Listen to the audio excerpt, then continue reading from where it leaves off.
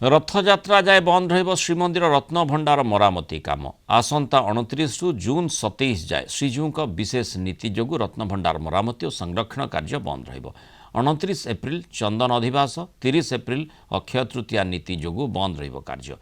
बाहर चंदन भीतर चंदन स्नान पूर्णिमा अणसर नीति थिबारु बंद रहिबो मरामती कार्य जून 27 रे महाप्रभु घोषयात्रा रही तेणु 28 तारिख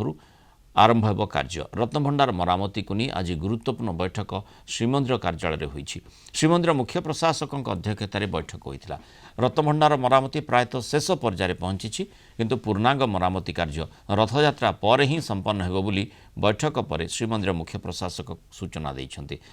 ग्रेनाइट फ्लोरिंग काम बाकी रही बाहर भंडारे 9टी बॉक्स बीम लगी आहुरी 5टी स्टेनलेस बीम लागिबो लेजर स्कैनिंग रिपोर्ट अनुसार वैषयिक प्रणाली रे कार्य जारी रही श्रीगुंडीचा यात्रा मध्य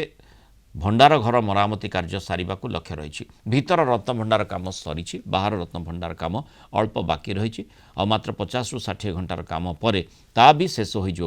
आईन मंत्री सूचना देइछथि। चंदन यात्रा ठारू 27/6/2025 जहाँकि आमर श्रीगुंडीचा रथ यात्रा 29 एप्रिल ठारू 27 जून पर्यंत रथयात्रा पर्यंत श्रीजीव मानकर विशेष नीति थिबारु रत्नभंडार मरामती बा संरक्षण कार्य बंद रहिबो डिसेंबर 17 तारिख रु आरंभ करी आज पर्यंत एवं मुझे कहली 29 तारिख जदि बंद रहिबो ताले 28 एप्रिल पर्यंत संरक्षण कार्य चालू रहिबो। भीतर भंडार घर काम पूरा गोटे शेष पर्यायर बाकी चट्टाण काम बाकी अच्छी चट्टाण काम आमे आगामी 28 तारिख भितर केमती सारी देवा अनुरोध करूँ तत्सहित बाहर भंडार कार्य प्राय अधा अधि सरी जाइए तेणु बाहर भंडार कार्य हूँ आमर विशेषकर रथयात्रा बासी दिन आरंभ हम महाप्रभु जिते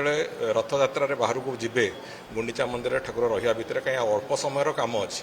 पाखापाखि 50-55 घंटे पूरा संपूर्ण रूपे काम शेष हो तो से कथा को आधार रखिकी महाप्रभु गुंडीचा मंदिर रही समय से विजय हे से समय बाकी कम तक सारू बोली से लक्ष्य रखिकी आम तार योजना प्रस्तुत।